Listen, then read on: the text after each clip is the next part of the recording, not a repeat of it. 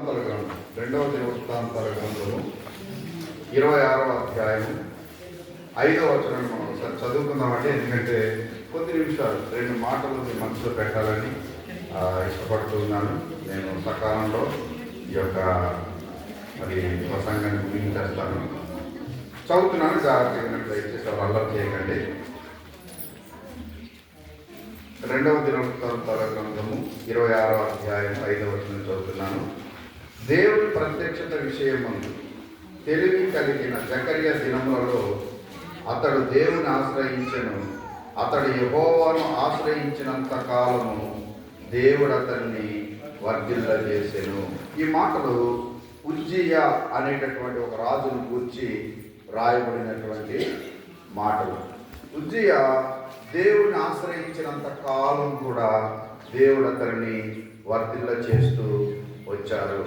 ఈ సందర్భంలో మీ అందరికీ జ్ఞాపకం చేసేది ఏంటంటే, ఒక వ్యక్తి జీవితంలో దేవుని మీద ఆధారపడటం ప్రారంభించినప్పుడు దేవుడు ఆ వ్యక్తిని తప్పనిసరిగా అభివృద్ధిలోనికి తీసుకొని వస్తాడు. చాలాసార్లు చాలా విషయాలు మనకు అర్థం కావు. ఎందుకంటే యెషయా గ్రంథం 9వ అధ్యాయంలో వేదన చెందిన దేశం మీద మబ్బు నిలవదు.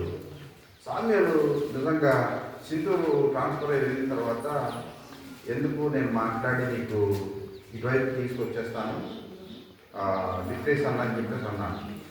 తను ఒక నిమిషం ఆగి, ఏదైనా సరే ప్రయత్నం చేయాలో 1 years చేయాలి, అది మ్యాండేటరీ అని చెప్పి ఒక మాట అన్నాడు. నాకు చాలా ఇష్టం ఆ మాట. ఏంటంటే, అక్కడ ఉన్న వాళ్ళకు కూడా నేను సర్వీస్ చేసిన వాడిని అవుతాను, వాళ్ళకి నేను సర్వీస్ చేస్తాను, నన్ను తీసుకురావద్దులే అని చెప్పేసి అన్నాను.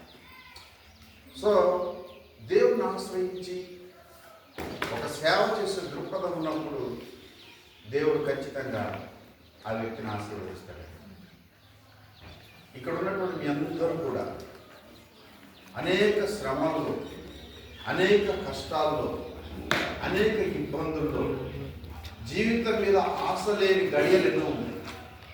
మా బ్రతుకులో ఎప్పటికైనా ఆశీర్వాదం చూడగలుగుతామా? ఎప్పటికైనా దీవెన చూడగలుగుతామా? మేము ఎప్పటికైనా గొప్పవాళ్ళం అవుతామా? మా కుటుంబాలు క్షేమంగా 3 పూటలు భోజనం చేయగలుగుతాయా అనేటటువంటి ఆలోచనలు ఇక్కడ ఉన్న ప్రతి ఒక్కరిలో కూడా ఉండి ఉండొచ్చు.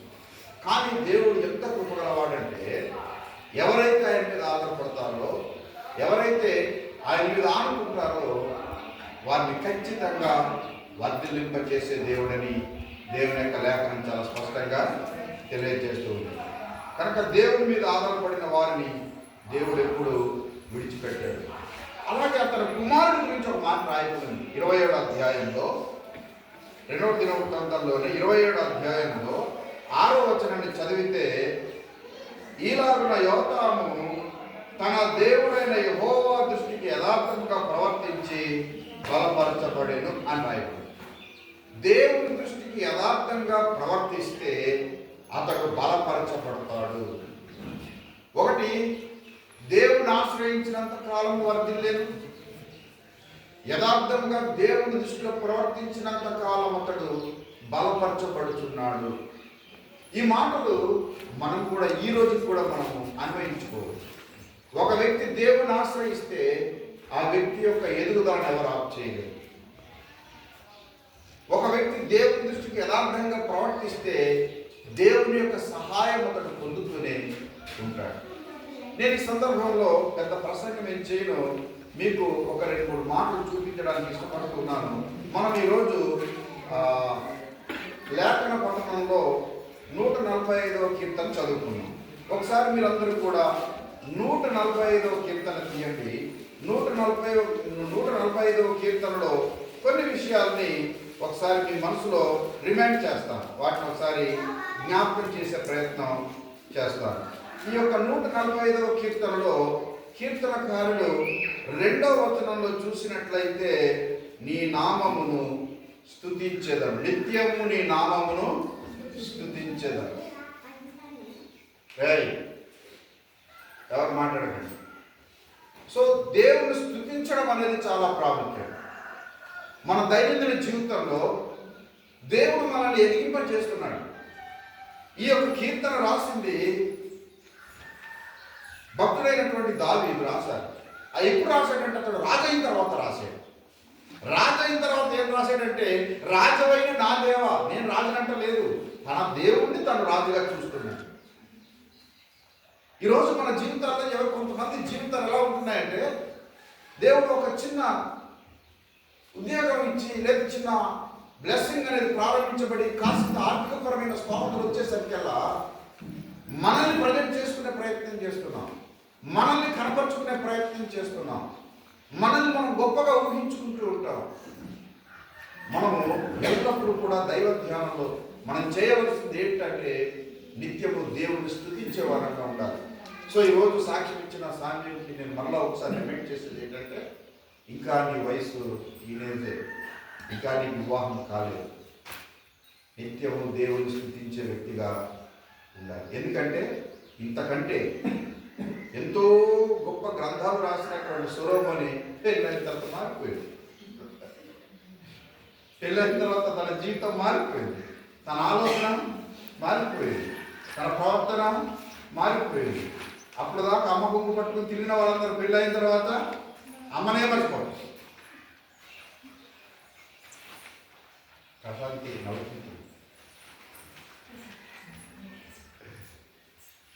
సో నేను చెప్పేది నిత్యము దేవుని స్తుతించండి. అక్కడ సామ్యాల కోసం మాత్రం కాదు, దేవుడు మనం చేసిన ప్రతి మేలు బట్టి నిత్యము ఆయన మనం స్తుతించాలి.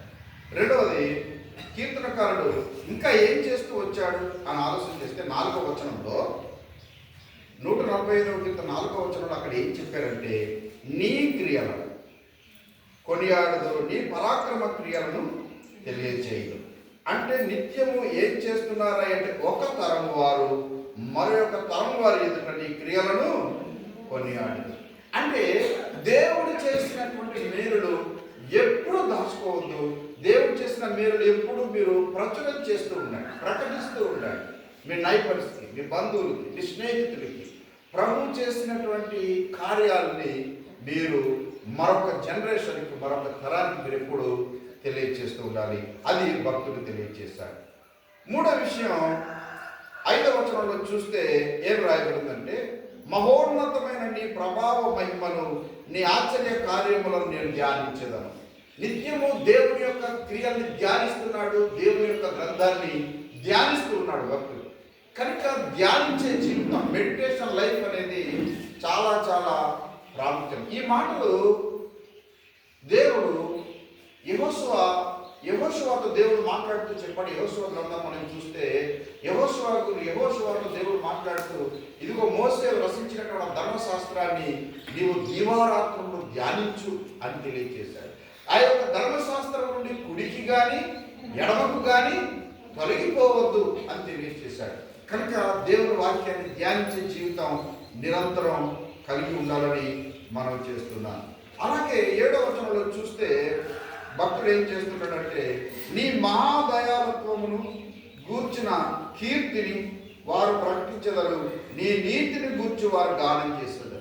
దేవుని నీతిని గూర్చి మనం నిరంతరము, ఎందుకంటే ఆయన నీతిమంతుడు కనుక ఆయన ఏం చేశాడో తన నీతిని బట్టి మన ప్రతి పాపమును క్షమించి మనల్ని కూడా నీతిమంతులుగా తీర్చిదిద్దాడు. సో ఆయన నీతిని గురించి ఎప్పుడు గానం చేస్తూ ఉండండి, ఎప్పుడు ప్రచురణ చేస్తూ ఉండండి. మరి ఇవి చేస్తే ఏం జరుగుతాయి? ఒకటి దేవుని స్తుతించడం, దేవుని క్రియలను కొనియాడటం, దేవుని సన్నిధిలో ధ్యానించడం, దేవుని కీర్తిని గానం చేయటం. ఇవి చేస్తే ఏం జరుగుతాయో కొన్ని వచనాలు నేను మీ దృష్టిలో పెడతాను. 9వ వచనంలో చూస్తే, ఆయన యెహోవా అందరికీ ఉపకారి, ఆయన కనికరములు ఆయన సమస్త కార్యముల మీద ఉన్నది. ఆయన మనకు ఉపకారిగా ఉన్నాడు.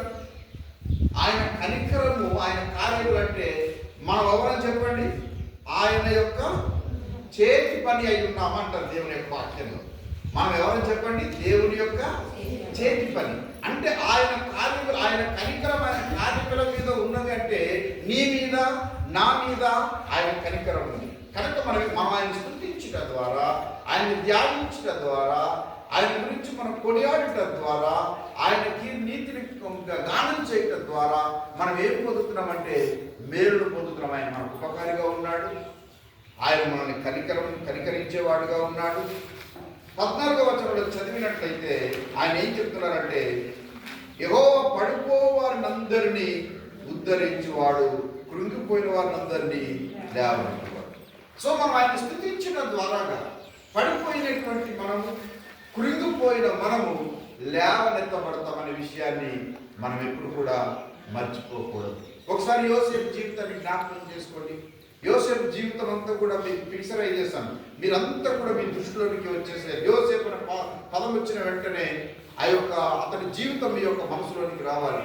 యోసేపు మేబీ ఒక 15 సంవత్సరాలు 16 సంవత్సరాల వయసు గలవాడు, చాలా 15 సంవత్సరాల వయసు గలవాడు, చిన్నవాడు 13-15 సంవత్సరాల మధ్యలో ఉంటుంది.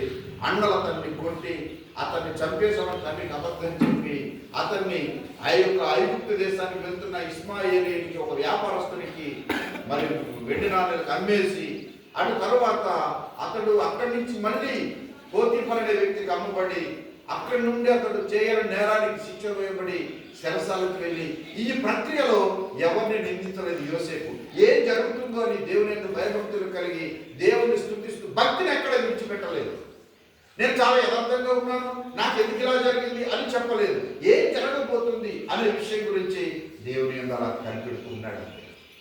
టైం వచ్చింది, సమయం వచ్చింది, ఆయన సమయం వచ్చింది. జైల్లో ఉన్నప్పుడు అతను ఏం చేస్తున్నాడంటే, అతని ప్రవర్తన చూసి జైలు అధికారులు కూడా ఆశ్చర్యపోతున్నారు.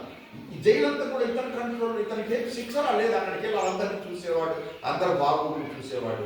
యోసేపు జైల్లో కూడా హెచ్చించాడు. అక్కడి నుండి సరాసరి ఆ దేశానికి ప్రధానమంత్రి చేశాడు. ఎలా చేశాడో మనందరికీ తెలుసు. దేవుని కార్యాలు చాలా గొప్పవి. పడిపోయిన వారందరినీ కూడా ఆయన ఏం చేసేవాడు, లేవనెత్తేవాడు. కృంగిపోయినటువంటి వారిని ఆయన ఏం చేసేవాడంటే ఉద్ధరించేవాడని, లేవనెత్తేవాడని దేవుని యొక్క లేఖనంలో రాయబడింది. సో